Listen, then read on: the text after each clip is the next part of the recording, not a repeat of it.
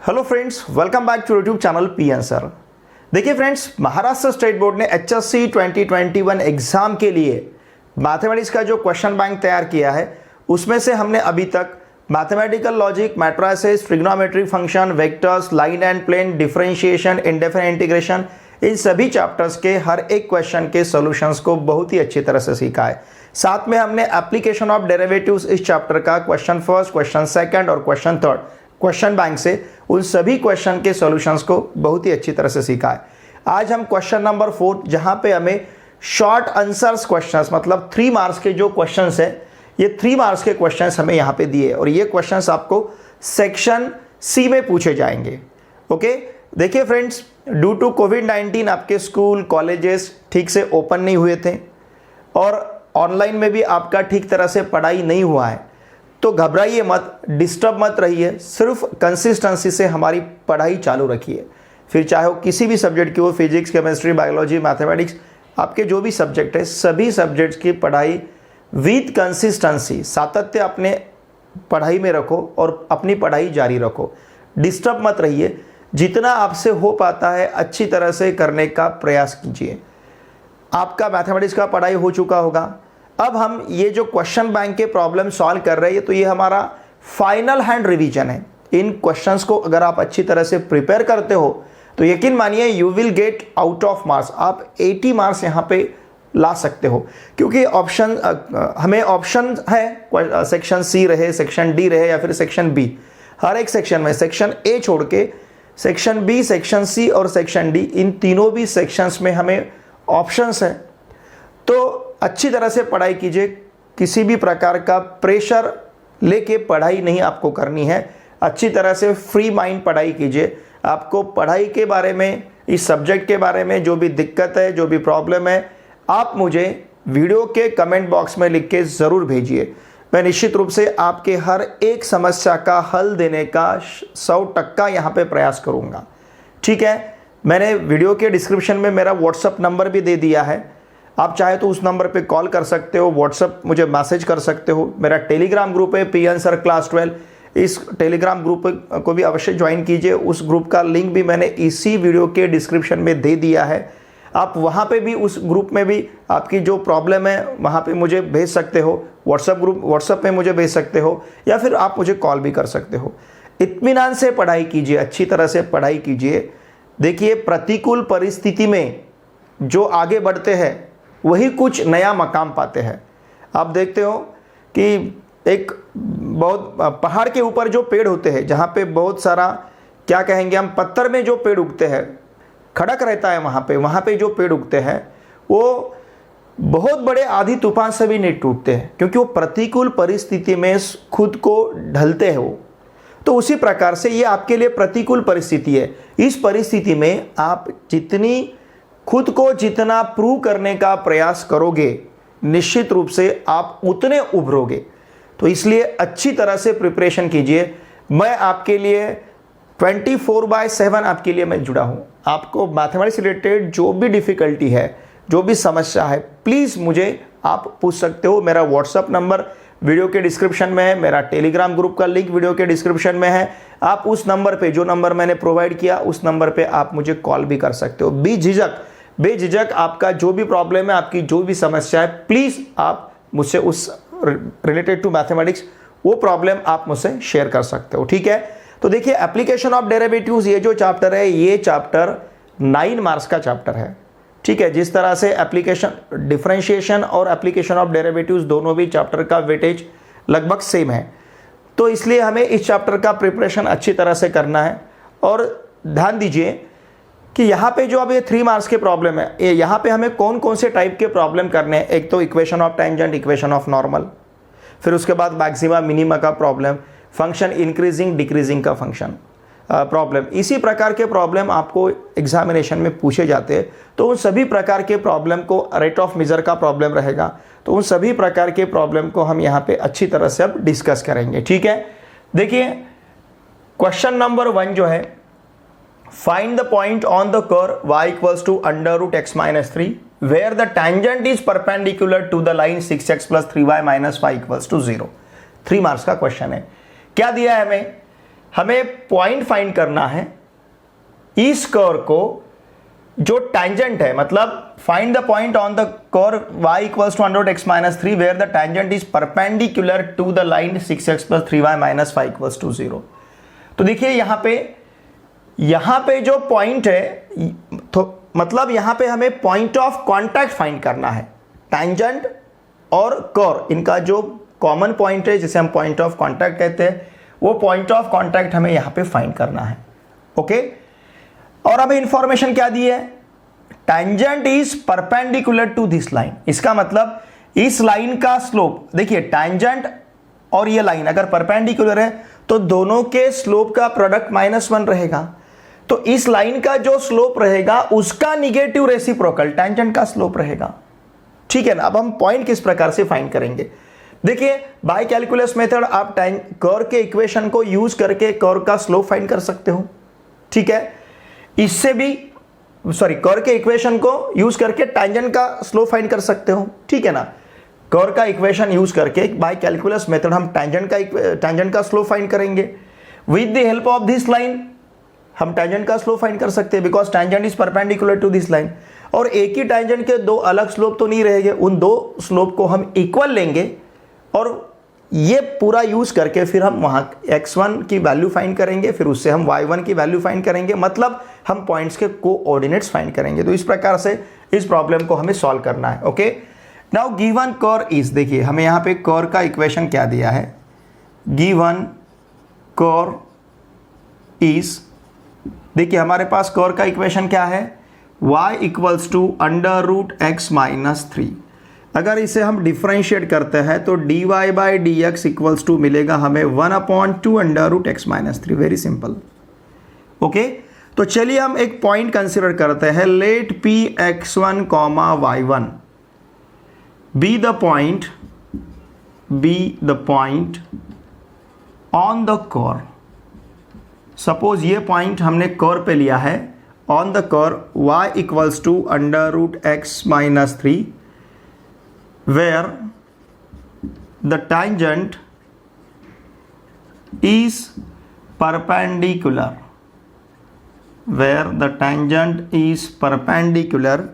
to the line। कौन सी line? 6x plus 3y minus 5 equals to 0। Okay, very simple. अब देखिए, therefore dy by D X at p x1 comma y1 equals to 1/2 under root x1 minus 3। ठीक है, and therefore slope of tangent, ये tangent का slope रहेगा। Slope of tangent equals to हमें लेते आएगा 1/2 अंडर रूट x1 माइनस 3। समझ रहे ना? बाय कैलकुलस मेथड हमने टेंजेंट का स्लोप फाइंड किया है। Now the slope of line, which line? 6x plus 3y minus 5 equals to 0 is, इस लाइन का slope minus coefficient of x upon coefficient of y, मतलब इस लाइन का slope रहेगा यहाँ पे -2। Minus coefficient of x upon coefficient of y, मतलब -6/3, तो स्लोप क्या रहेगा? -2। इस प्रकार से रहेगा -6/3 equals to -2। Now since tangent is perpendicular to line 6x plus 3y minus 5 equals to 0, therefore slope of tangent, देखिए tangent का स्लोप यहाँ पे क्या रहेगा? slope of tangent equals to, ये जो स्लोप है इस स्लोप का निगेटिव रेसिप्रोकल, मतलब -2 का रेसिप्रोकल 1/-2, उसका निगेटिव 1/2।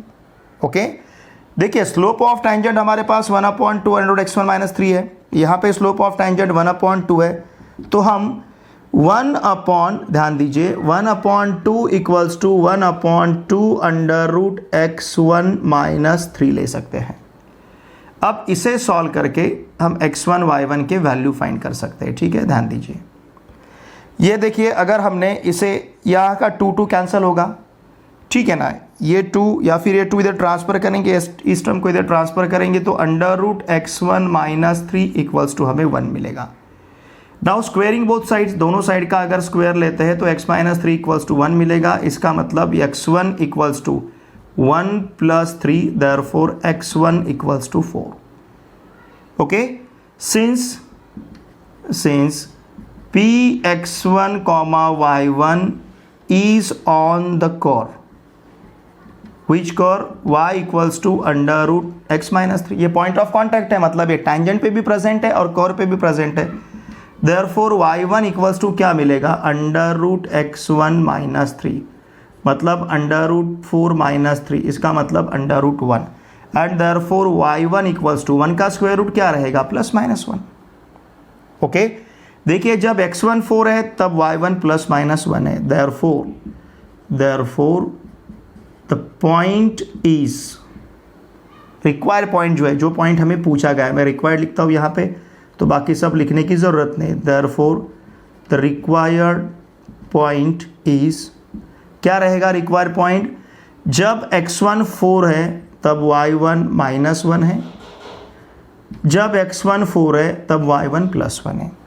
तो ये जो पॉइंट रहेगा, ये पॉइंट रहेगा या तो 4, -1 या फिर 4, 1। देखिए हमने ये जो पॉइंट फाइंड किया है ये सही है या नहीं आप चेक कर सकते हो, बिकॉज दिस, देखिए ये पॉइंट टैंजेंट पे प्रेजेंट है, कर्व पे प्रेजेंट है। इसका मतलब इस पॉइंट ने कर्व का इक्वेशन सेटिस्फाई करना चाहिए। आप इन दोनों वैल्यूज़ को x का वैल्यू 4 सब्स्टिट्यूट करके अगर देखोगे तो y का वैल्यू 1 मिलेगा, x का वैल्यू 4 सब्स्टिट्यूट करेंगे तो y का वैल्यू -1 मिलेगा। तो इसका मतलब 4, -1 और 4, 1 ये जो पॉइंट हमने फाइंड किए, ये पॉइंट हमारा आंसर यहाँ पे सही है। ठीक है, तो इस प्रकार से इस क्वेश्चन नंबर 2 देखिए, a spherical soap bubble is expanding so that it's radius is increasing at the rate of 0.02 centimetre पर सेकेंड्स। ठीक है, स्फेरिकल सोप बबल, देखिए सोप बबल मतलब साबुन का जो फेस होता है, फोम होता है, उसमें जो बबल निकलेंगे उसे सोप बबल कहते हैं। और किस टाइप के रहते हैं? स्फेरिकल टाइप के। आप क्रिकेट का जो बॉल यूज करते हो उस टाइप के सोप बबल होते हैं, मतलब स्पीयर टाइप, गोलाकार जो होते हैं। ओके, तो क्या दिया है? A spherical soap bubble is expanding so that its radius increasing at the rate of 0.02 centimetre पर सेकंड। हमें पता है वो जो सोप बबल है वो एक्सपांड होते जाते हैं, पहले छोटा रहता है फिर बड़ा बड़ा बड़ा होते जाता है। तो वो एक्सपांड हो रहा है मतलब उसकी रेडियस इंक्रीज हो रही है। तो रेडियस इंक्रीज का जो रेट है, इंक्रीजिंग रेट है, ये 0.02 सेंटीमीटर पर सेकंड। मतलब इन शॉर्ट अगर r रेडियस है तो हमें dr/dt दिया है। Okay, eight what rate is the surface area is increasing. Suppose surface area अगर हम कैपिटल A कंसिडर करते हैं तो dA/dt हमें यहां पे पूछा गया है ना। At what rate is the surface area is increasing, उसका रेट मतलब rate of change of area with respect to time, dA/dt हमें फाइंड करना है। When its radius is 5 centimetre, जब r का वैल्यू 5 सेंटीमीटर रहेगा। तो चलिए हम कंसीडर करते हैं, look here, let capital A, R be the surface area, comma radius of the spherical soap bubble. Okay, therefore A equals to 4 pi r square रहेगा। Okay, अगर इसे हम डिफ्रेंशिएट करते हैं विथ रिस्पेक्ट टू टाइम तो dA/dt equals to 4 pi into 2r dr/dt रहेगा। अब यहाँ पे r हमारे पास 5 सेंटीमीटर है, dr/dt का वैल्यू 0.05 सेंटीमीटर पर सेकेंड है, 0.02 सेंटीमीटर पर सेकेंड है। ठीक है, और r है 5 सेंटीमीटर। ये वैल्यू अगर हम सब्स्टिट्यूट करते हैं तो dA/dt इक्वल्स टू मिलेगा 4 pi into 5 into 2 into 5, 4 pi into 2 into 5, r का वैल्यू 5 और dr/dt का वैल्यू है 0.02। Now therefore dA/dt equals to, देखिए हमारे पास क्या रहेगा, 4 पाई इंटू 10 इंटू इस 0.02 को हम लिख सकते हैं 2/100 ओके 0.02 मतलब 2/100 रहेगा। तो देखिए ये 10 ये 0 के साथ कैंसिल होगा, 2 1 जा 2, 2 5 जा 10, तो हमारे पास dA/dt इक्वल्स टू रहेगा 4π/5, okay 4π/5 centimetre square per second. अब ये सेंटीमीटर स्क्वायर क्यों? क्योंकि एरिया है, पर सेकेंड क्यों? क्योंकि dA/dt है। ओके तो देखिए हमें क्या पूछा गया था, at what rate is the surface area is increasing, therefore हम क्या कहेंगे, the surface area is increasing, yes, surface area is increasing at which rate, 4A/5 centimetre square per second. ठीक है, या फिर ऐसा कहेंगे at the rate which rate 4π/5 centimetre square per second. ठीक है, इसका स्क्रीनशॉट लीजिए। The surface area of a spherical balloon is increasing at the rate of 2 centimeter square per seconds। इसका पहले जो प्रॉब्लम हमने सॉल्व किया है क्वेश्चन नंबर 2, उसी के तरीका ये प्रॉब्लम है। ठीक है, क्या दिया हमें, अभी यहाँ पे सरफेस एरिया, वहाँ पे सरफेस एरिया इंक्रीज होने का रेट हमने फाइंड किया था क्वेश्चन नंबर 2 में। यहाँ पे सरफेस एरिया का इंक्रीजिंग रेट हमें दिया है 2 सेंटीमीटर स्क्वायर पर seconds. At what rate the volume of the balloon is increasing when radius of the balloon is 6 centimetre. ठीक है ना, अब यहाँ पे देखिए, यहाँ पे उसके वॉल्यूम में जो इंक्रीज, उसके वॉल्यूम का जो इंक्रीजिंग रेट है ये यहाँ पे पूछा गया है। इसके पहले प्रॉब्लम में रेडियस का रेट हमें दिया था, इंक्रीजिंग रेट रेडियस का दिया था, और सरफेस एरिया का इंक्रीजिंग रेट पूछा गया था। यहाँ पे सरफेस एरिया का इंक्रीजिंग रेट दिया है और वॉल्यूम का इंक्रीजिंग रेट हमें पूछा गया है। ठीक है, तो यहाँ पे हम अब इसके लिए देखिए 3 चीज़ें कंसीडर करते हैं। कौन कौन से, let capital A, capital V पहले लेते हैं, कैपिटल वी, कैपिटल ए और small r, be the volume, okay, फिर उसके बाद सरफेस एरिया, और फिर उसके बाद radius of the spherical balloon, okay, respectively. इस प्रकार से हमने यहाँ पे कंसीडर किया है। V क्या है, वॉल्यूम, A सरफेस एरिया, और R यहाँ का रेडियस है उस स्पेरिकल बलून का। अब देखिए हमें क्या दिया है, देयरफॉर dA/dt हमारे पास है, dA/dt equals to 2 centimetre square per second. ये दिया है ना, the surface area of spherical balloon is increasing at the rate of 2 centimetre square per second, मतलब dA/dt 2 centimetre square per second हमें दिया है। ओके, देखिए वैसे सरफेस एरिया क्या है, A इक्वल्स टू 4πr²। अगर हम इसे डिफरेंशिएट करते हैं तो dA/dt इक्वल्स टू ये मिलेगा हमें 8πr/dr/dt। Okay, now therefore dA/dt हमारे पास है कितना है, 2, dA/dt is 2 equals to 8πr/dr/dt and therefore 2/8πr equals to dr/dt equals to dr/dt, therefore 1/4πr equals to dr/dt। ठीक है, तो इसका मतलब dr/dt equals to 1/4πr, ये हमें मिला है। अब ये सेंटीमीटर पर सेकंड इसमें रहेगा कि dr/dt हमारे पास। ठीक है, अब देखिए हम वॉल्यूम कंसिडर कर सकते हैं, ध्यान दीजिए। v इक्वल्स टू हम क्या लेंगे, v इक्वल्स टू मतलब वॉल्यूम ऑफ स्पेरिकल बलून, मतलब volume of sphere. Volume of sphere is 4/3πr³, ये पता है हमें। अगर इसे हमने डिफरेंशिएट किया विथ रिस्पेक्ट टू t तो dv/dt इक्वल्स टू मिलेगा 4/3π इंटू 3r² और फिर dr/dt। अब ये 3 इस 3 के साथ कैंसिल होगा, देयरफॉर dv/dt इक्वल्स टू क्या मिलेगा 4πr² dr/dt। सपोज इसे हमने फर्स्ट कहा और यहाँ पे dr/dt का वैल्यू हमने सब्स्टिट्यूट किया 4πr² into what is dr/dt, it is 1/4πr, 1/4πr। तो देखिए ये 4π इस 4π के साथ कैंसिल होगा, तो dv/dt इक्वल्स टू हमें क्या मिलेगा simply r, and what is r, r is 6 centimetre, therefore dv/dt equals to 6। अब ये वॉल्यूम है तो 6 सेंटीमीटर क्यूब पर सेकंड्स रहेगा, ठीक है ना।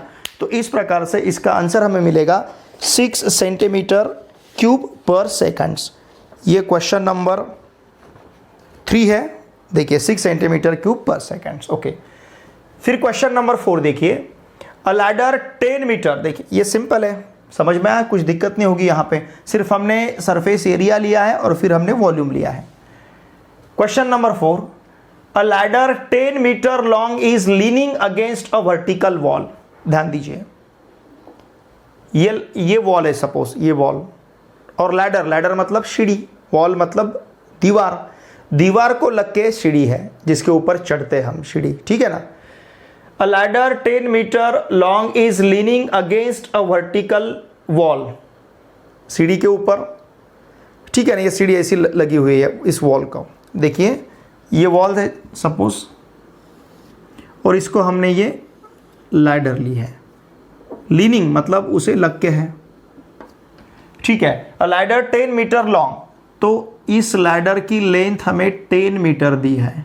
ये सपोज ट्राइंगल ABC हम इस प्रकार से लेते हैं।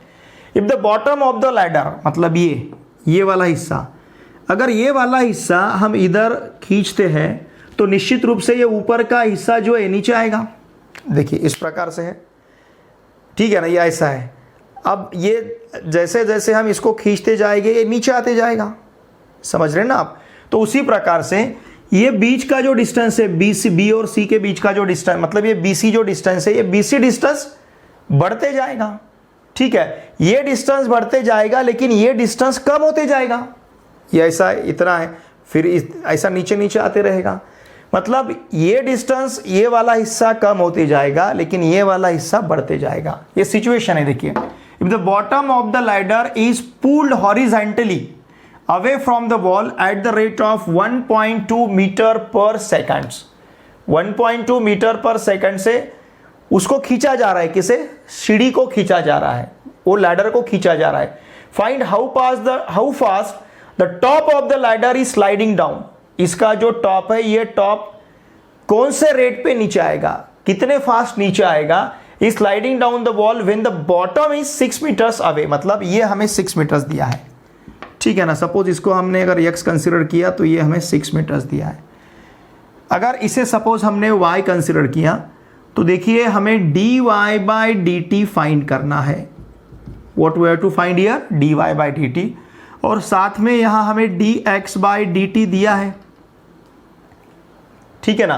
देखिए, if the bottom of the ladder is pulled horizontally away from the wall at the rate of 1.2 metres per second, मतलब ये है 1.2 मीटर पर सेकंड, तो dx/dt हमारे पास 1.2 मीटर पर सेकंड है, x का वैल्यू 6 मीटर है, ये यहाँ पे हमें 10 मीटर दिया है, और dy/dt यहाँ पे फाइंड करना है। अब देखिए ऑब्वियस है, ये राइट एंगल ट्रायंगल रहेगा, तो इस राइट एंगल ट्रायंगल में हम पाइथागोरस थ्योरम यूज कर सकते हैं, ठीक है। चलिए इसका सोल्यूशन देखते हैं, हम क्या क्या कंसिडर करेंगे। लुक हियर, लेट हम कंसिडर करते हैं AB be the wall, B the ladder, suppose इसे हम लैडर कंसिडर करते हैं, देयरफॉर AB इक्वल्स टू कितना रहेगा, AB नहीं sorry AC be the ladder, therefore AC equals to 10 metre. ये हमने लैडर लिया है, okay. Now let AB be the wall, ठीक है ना। अब ये जो है ये कम होते जा रहा है, या फिर AB क्या कहेंगे हम, AB बी द डिस्टेंस, ये जो ए बी है, इस ए बी को हम क्या कहेंगे, A B is the distance from top to bottom. A B be the distance, suppose ये हमने लिया A B be the distance from the top of ladder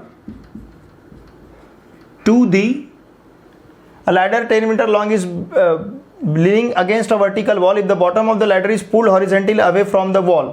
Okay, ladder to the bottom, मतलब ये to the bottom, ladder का bottom नहीं, ठीक है ना।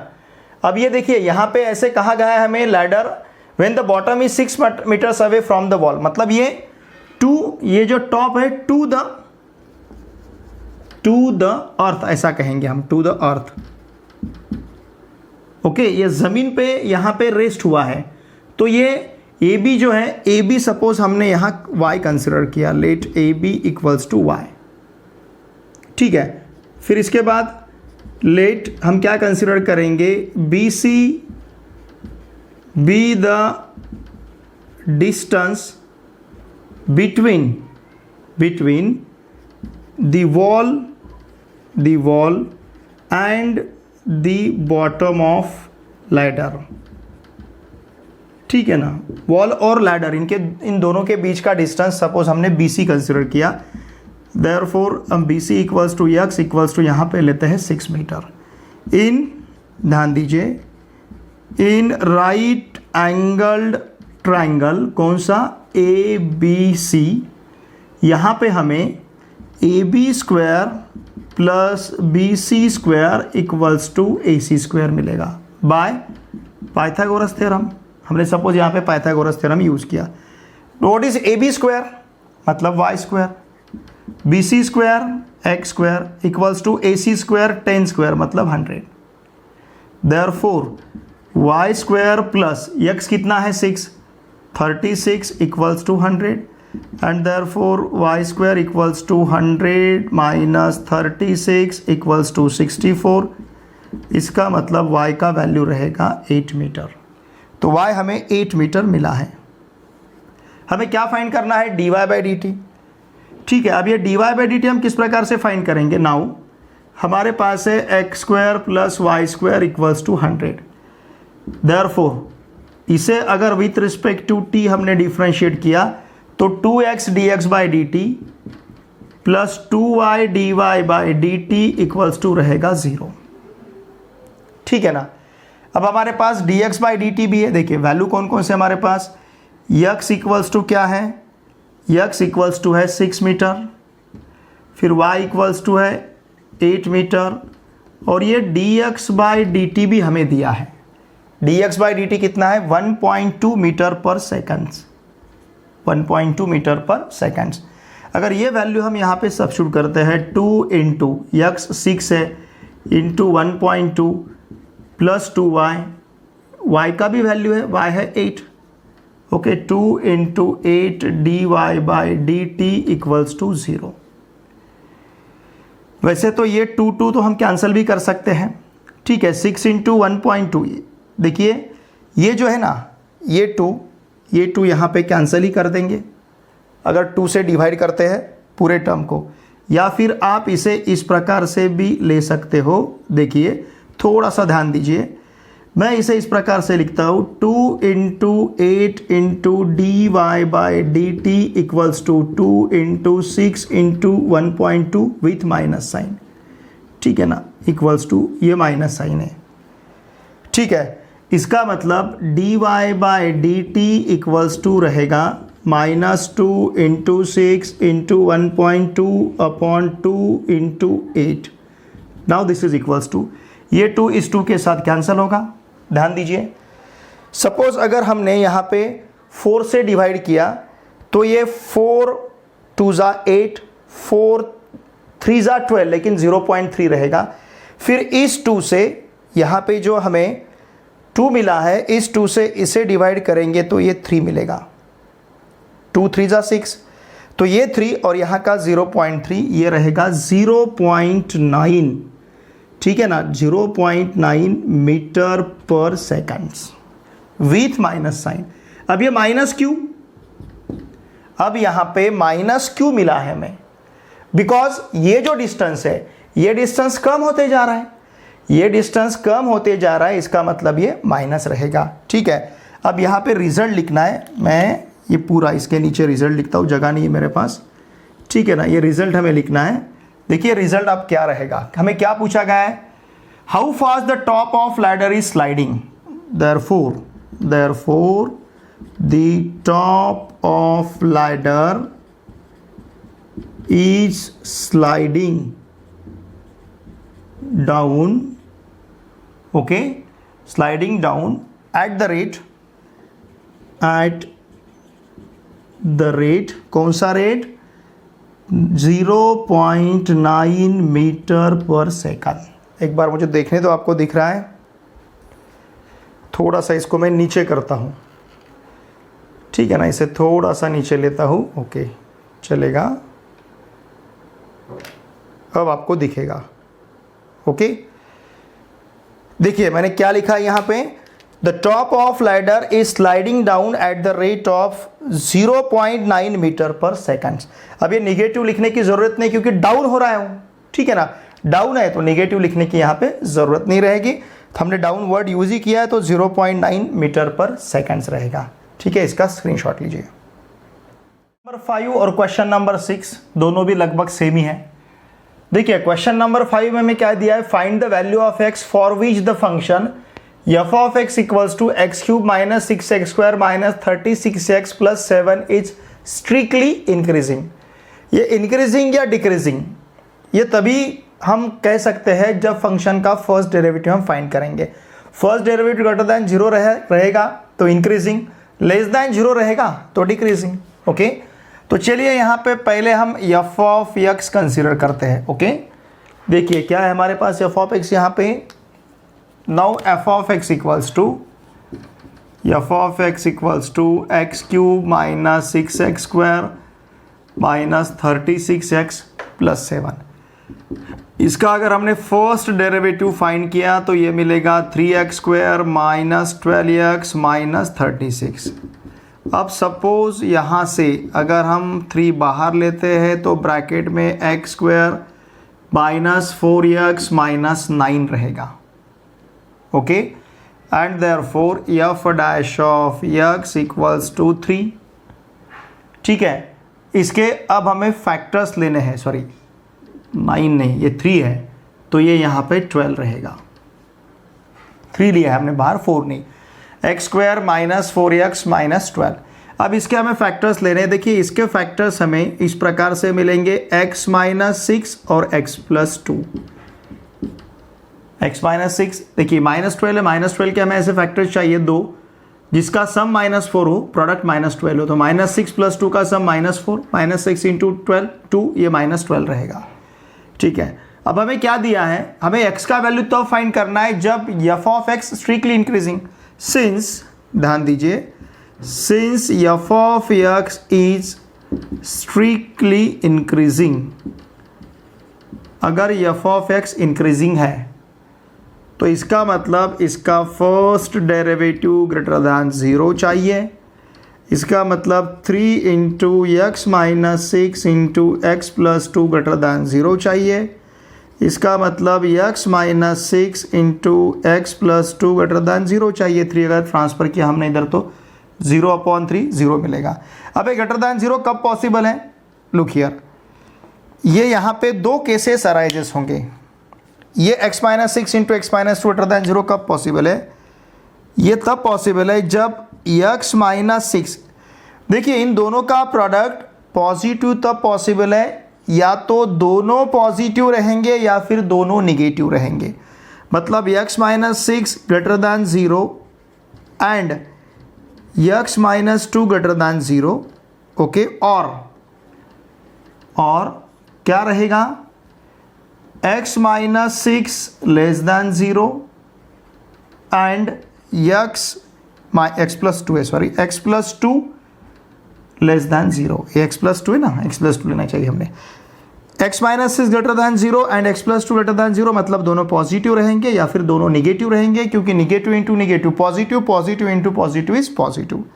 ठीक है, इसका मतलब क्या, देखिए देयरफॉर यहाँ पे क्या होगा, x greater than 6 and x greater than -2, और यहाँ क्या रहेगा, x less than 6 and x less than -2।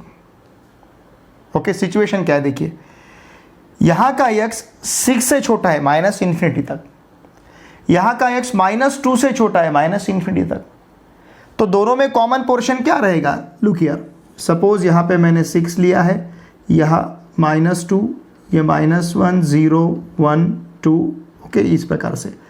अब 6 यहाँ से 6 नहीं है लेकिन 6 से छोटा, ये इधर निगेटिव तक माइनस इन्फिनिटी तक, इसमें कैसा है -2 से छोटा यहाँ तक इधर, तो इतना पोर्शन दोनों में कॉमन नहीं आ रहा है, तो इन दोनों में अगर कॉमन पोर्शन हमें यहाँ पे लेना होगा, ध्यान दीजिए, यहाँ पे अगर हमें कॉमन पोर्शन लेना है तो कॉमन पोर्शन यहाँ का रहेगा x लेस दैन -2, और यहाँ पे यहाँ का कॉमन पोर्शन 6 से बड़ा है और -2 से बड़ा है, -2 से इन्फिनिटी तक, 6 से लेकर इन्फिनिटी तक, तो दोनों में कॉमन रहेगा x ग्रेटर दैन 6।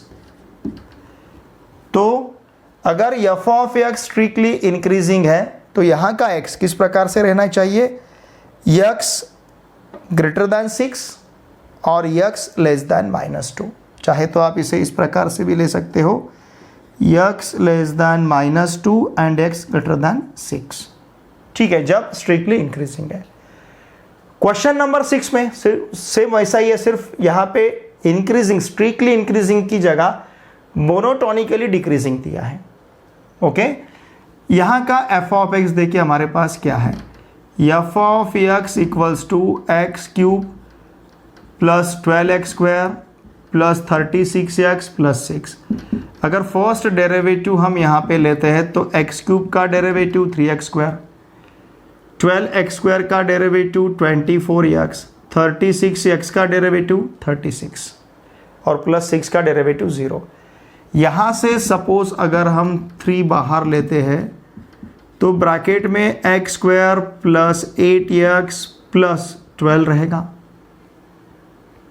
ठीक है ना, 3 हमने अगर बाहर लिया तो x square plus 8x plus 12, तो ये रहेगा देखिए f dash of x equals to 3 into, अब इसके यहाँ पे हमें फैक्टर्स लेने हैं। किस प्रकार के फैक्टर्स लेने हैं कि हमें x square plus 8x plus यहाँ पे 12, ये जो है मतलब यहाँ x स्क्वायर का कोएफिशिएंट 1 और ये 12, तो इनके फैक्टर्स हमें ऐसे लेने हैं कि जिसका सम 8 मिलना चाहिए। 6 और 2, 6 इंटू 2 प्रोडक्ट 12 मिलेगा, 6 प्लस 2 8 मिलेगा, तो यहाँ पे हम ले सकते हैं x plus 2 into x plus 6। Okay, now f dash of x क्या दिया है, इज मोनोटोनिकली डिक्रीजिंग, ये डिक्रीजिंग टाइप का हमें दिया है। ठीक है, therefore f dash of x less than 0, इसका मतलब 3 into x plus 2 into x plus 6 less than 0। Okay, therefore ध्यान दीजिए, इसका मतलब x plus 2 into x plus 6 less than 0 है ना। 3 अगर ट्रांसफर किया तो 0/3 0 मिलेगा। अब दोनों का प्रोडक्ट निगेटिव कब पॉसिबल है, या तो देखिए केस फर्स्ट अगर हम यहाँ पे कंसिडर करते हैं x plus 2 greater than 0 and x plus 6 less than 0, एक पॉजिटिव एक निगेटिव रहेगा, प्रोडक्ट वहाँ का निगेटिव रहेगा, ये केस फर्स्ट।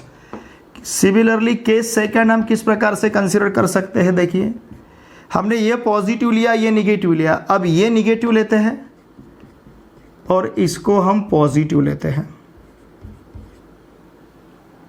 ठीक है ना, therefore x greater than -2 and x less than -6, इसका मतलब, ओके।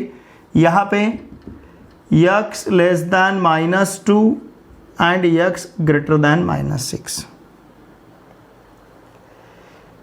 ठीक है। अब x greater than -2 and x less than -6, तो देखिए, और यहाँ पे x less than -2 and x greater than -6, तो इसे हम लिख सकते हैं -6 less than x less than -2। x कैसा है? -6 से बड़ा है लेकिन -2 से छोटा है। ध्यान दीजिए, x कैसा है? -6 से बड़ा है लेकिन -2 से छोटा है, मतलब -6 और -2 के दरम्यान है। यहाँ पे x कैसा है? -2 से बड़ा, -2 से बड़ा और -6 से छोटा। ये पॉसिबल नहीं होगा, ऐसा x पॉसिबल ही नहीं होगा जो -2 से बड़ा है, मतलब -2 से इन्फिनिटी तक है और इधर -6 से -इन्फिनिटी तक है। ऐसा पॉसिबल नहीं है। ऐसा x, जो x एट ए टाइम -2 से बड़ा होगा और -6 से छोटा होगा, ऐसा x, it is absurd, it is absurd. ये पॉसिबल नहीं होगा। तो क्या पॉसिबल होगा? यही पॉसिबल होगा। इसका मतलब यहाँ का जो x है, दिस x, ध्यान दीजिए, this x belongs to open interval -6, -2। x belongs to open interval -6, -2 रहेगा, okay. therefore x belongs to open interval -6, -2 if f of x is monotonically क्या? डिक्रीजिंग, ठीक है। तो x यहाँ का -6, -2 ओपन इंटरवल में रहेगा, ठीक है। इसका स्क्रीनशॉट लीजिए। Number 7 is the profit function p of x of a firm selling x items per day is given by p of x equals to 150 minus x into x minus 1625. Find the number of items the firm should manufacture to get maximum profit. Find the maximum profit.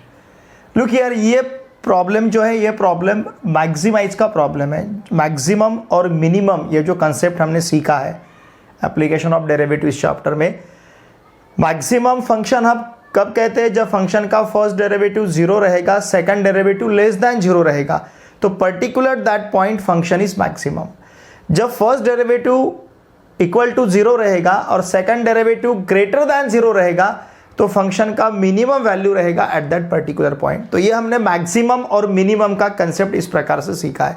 तो यहाँ पे हमें maximum का concept use करना है, ठीक है।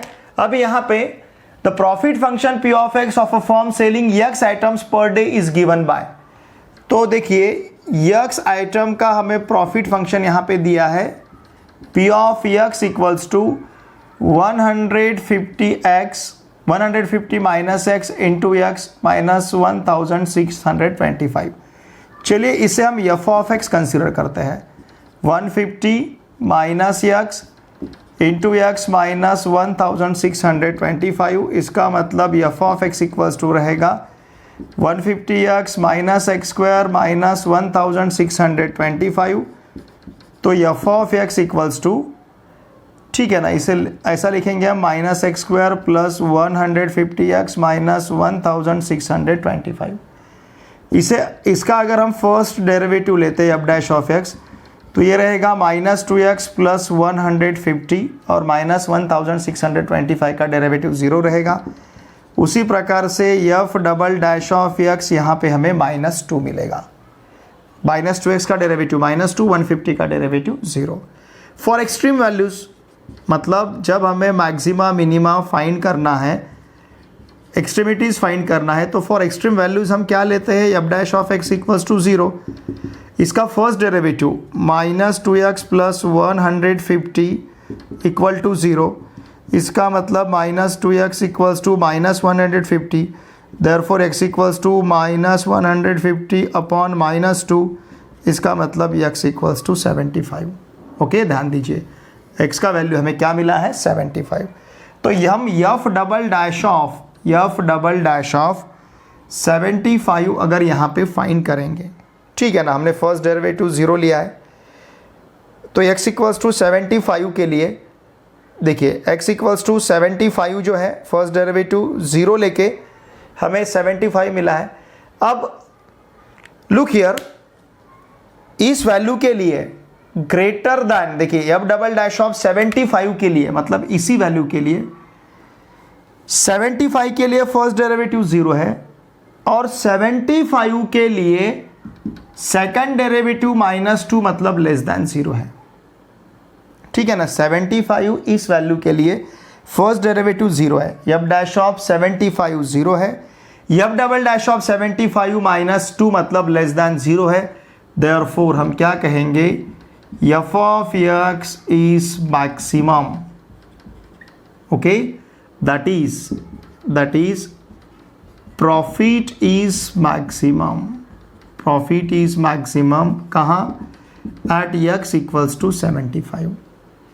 Profit maximum रहेगा at x equals to 75। Therefore maximum profit हम कैसे फाइंड करेंगे, यहाँ पे x इक्वल्स टू 75 सब्स्टिट्यूट करेंगे p ऑफ x में। p of 75 equals to 150 minus 75 into 75 minus 1625। Now therefore p of 75 equals to 150 minus 75, it will be 75. okay, 75 into 75 minus 1675। देखिए x का value हमने क्या सब्स्टिट्यूट किया है, 75। 150 माइनस 75 इंटू ये 75 ले रहे हैं हम, तो ये मिलेगा देखिए हमें, therefore p of 75 equals to, अब इस 75 का स्क्वायर हम किस प्रकार से फाइंड करते हैं, ध्यान दीजिए। देखिए मैं आपको शॉर्टकट बताता हूँ, जिस 2 डिजिट में अगर सपोज यूनिट प्लेस का डिजिट 5 है, उसका हमें स्क्वायर लेना है, तो बहुत ही सिंपल है। ये 75 जो है, इस 7 का ये जो 5 है तो यहाँ पे हम 25 लिखेंगे, और ये जो 7 है 10 प्लेस का डिजिट, इसके आगे का डिजिट 8 रहेगा, तो 7 इंटू 8 56, इसका प्रोडक्ट यहाँ पे लेना है। सिंपल सा इसका ट्रिक है।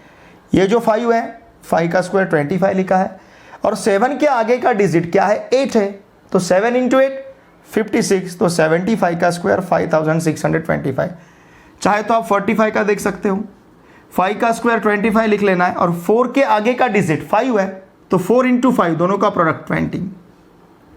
सपोज हमें 85 का स्क्वायर यहाँ पे फाइंड करना है, तो 5 का स्क्वायर 25 और 8 के आगे का नंबर 9, उन दोनों का प्रोडक्ट 72, तो इसका स्क्वायर रहेगा 7225। 45 का स्क्वायर रहेगा 2025। उसी प्रकार से आप 65 का फाइंड कर सकते हैं, 5 का स्क्वायर 25, 6 के आगे का नंबर 7, उन दोनों का प्रोडक्ट 42, तो 4225 उसका स्क्वायर रहेगा। ठीक है, इस प्रकार से जिस 2 डिजिट नंबर में यूनिट प्लेस पे 5 आता है, तो उसका यहाँ पे स्क्वायर फाइंड करने का ये शॉर्टकट ट्रिक है, -1625। Now therefore p of 75 is क्या मिलेगा, it will be 4000।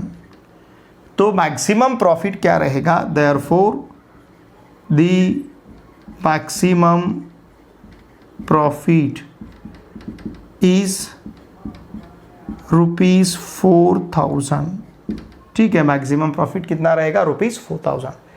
Question number 8 देखिए, divide the number 30 in 2 parts such that their product is maximum. ये फिर से मैक्सिमम का ही प्रॉब्लम है।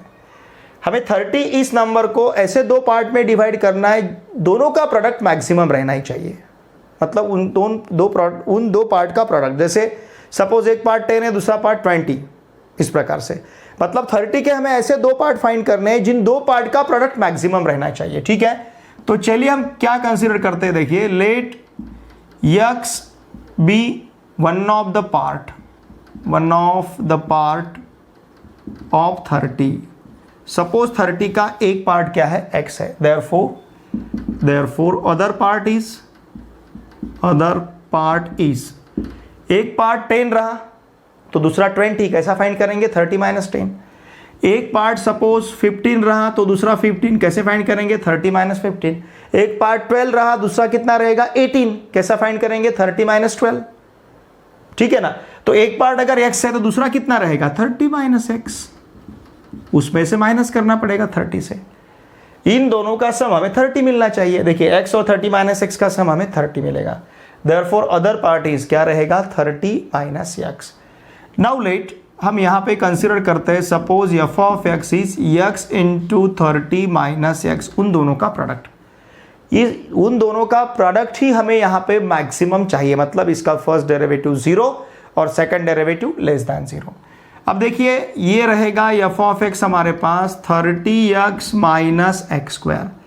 इसे अगर हमने डिफरेंशिएट किया विथ रिस्पेक्ट टू एक्स तो एफ डैश ऑफ एक्स हमें मिलेगा 30 माइनस 2x, और यहाँ का second derivative f double dash of x मिलेगा सिंपली -2। 30 का डेरिवेटिव 0, -2x का derivative -2। Now for extreme values, again extreme values के लिए हम क्या कंसिडर करते हैं, f dash of x equals to 0। इसका मतलब 30 माइनस 2x इक्वल्स टू 0। इसका मतलब -2x इक्वल्स टू -30, मतलब x इक्वल्स टू 15। x का वैल्यू हमें क्या मिलेगा 15। देखिए एफ डबल डैश ऑफ 15 अगर हम फाइंड करते हैं, ठीक है ना, एफ डबल डैश ऑफ 15, तो एफ डबल डैश ऑफ 15 हमें -2 मिलेगा लेस देन 0। मतलब for x equals to 15 function का फर्स्ट डेरिवेटिव क्या मिल रहा है 0, एंड फंक्शन का सेकंड डेरिवेटिव क्या मिल रहा है लेस देन 0। समझ रहे ना आप? Okay, for x equals to 15 function का फर्स्ट डेरिवेटिव 0 है और सेकंड डेरिवेटिव लेस देन 0 है।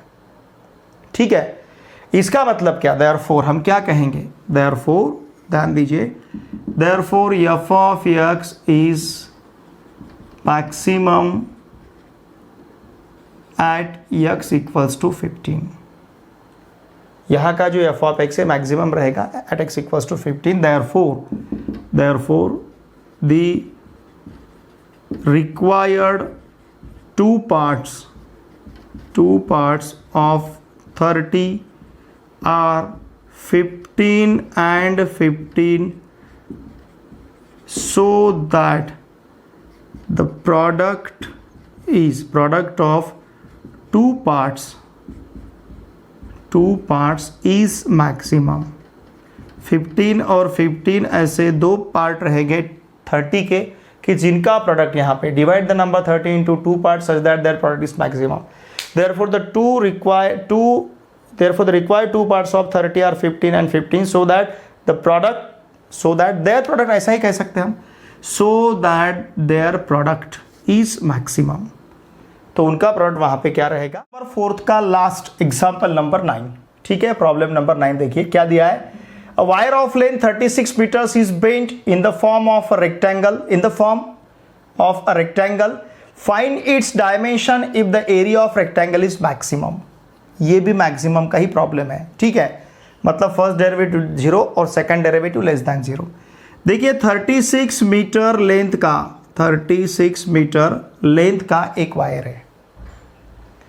ओके, 36 मीटर लेंथ का, इससे रेक्टेंगल तैयार किया जा रहा है। ये रेक्टेंगल, इससे रेक्टेंगल तैयार किया है। लेंथ ये 36 मीटर वायर से ही, मतलब इसका लेंथ, इसका लेंथ, इसका लेंथ और इसका लेंथ, इन सभी का लेंथ अगर हम ऐड करते हैं तो क्या मिलेगा हमें 36 मीटर। समझ रहे ना आप?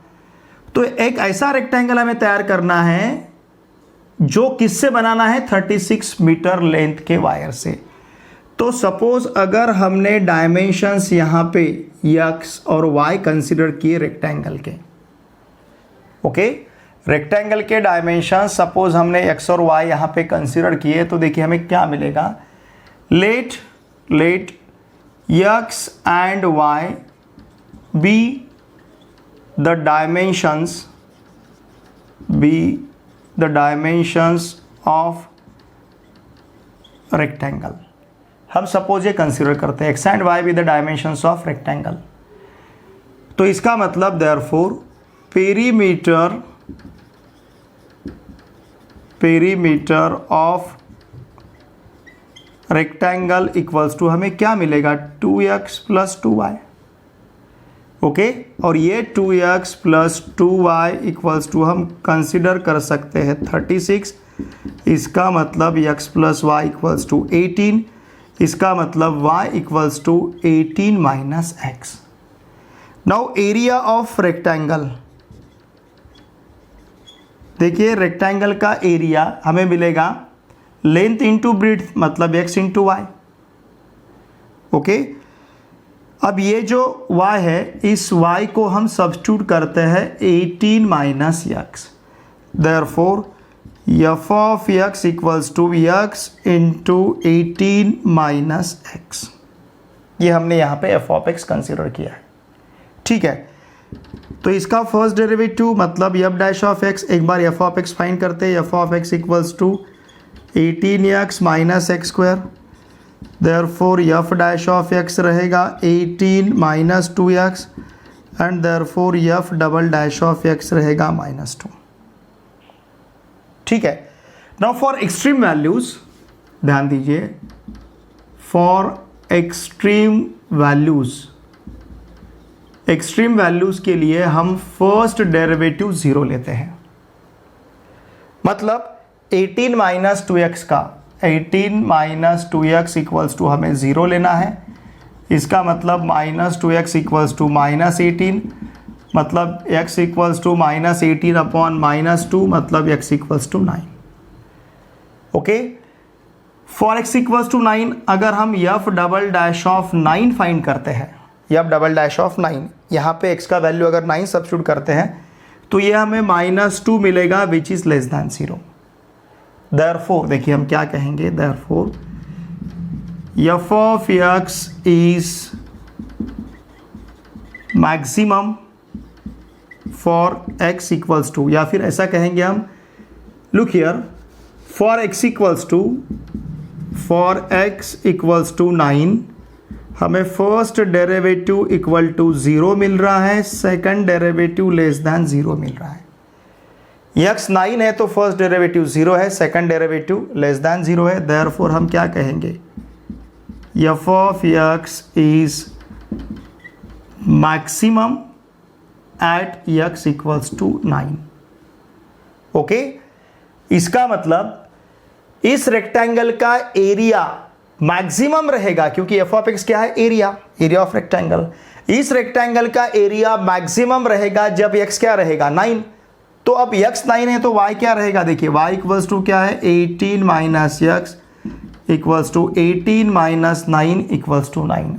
देयरफॉर हम क्या कहेंगे, the dimensions for maximum area,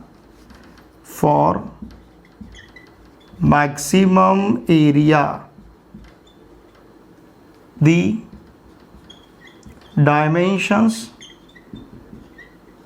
dimensions of rectangle are 9 metre and 9 metre. Rectangle के डायमेंशंस, मैक्सिमम एरिया के लिए रेक्टेंगल के डायमेंशंस क्या रहेंगे, 9 मीटर एंड 9 मीटर, ठीक है। मतलब ये रेक्टेंगल रहेगा क्या, नहीं, ये क्या हो जाएगा, स्क्वायर। तो मैक्सिमम एरिया के लिए रेक्टेंगल ना फॉर्म करते हुए हमें स्क्वायर फॉर्म करना पड़ेगा, तब जाके उसका एरिया हमें मैक्सिमम मिलेगा। और एरिया क्या मिलेगा, 30, देखिए ये 9 है, 9 इंटू 9 81, सॉरी एरिया मिलेगा 81 स्क्वायर मीटर, क्योंकि इसके डायमेंशंस हमें 9 मीटर ऐसे मिले, लेंथ 9 मीटर, ब्रेड्थ 9 मीटर, मतलब it is the square of side 9 metre, square का एरिया साइड का स्क्वायर मतलब 81 स्क्वायर मीटर इसका मैक्सिमम यहाँ पे एरिया रहेगा, ठीक है। स्क्रीनशॉट लीजिए।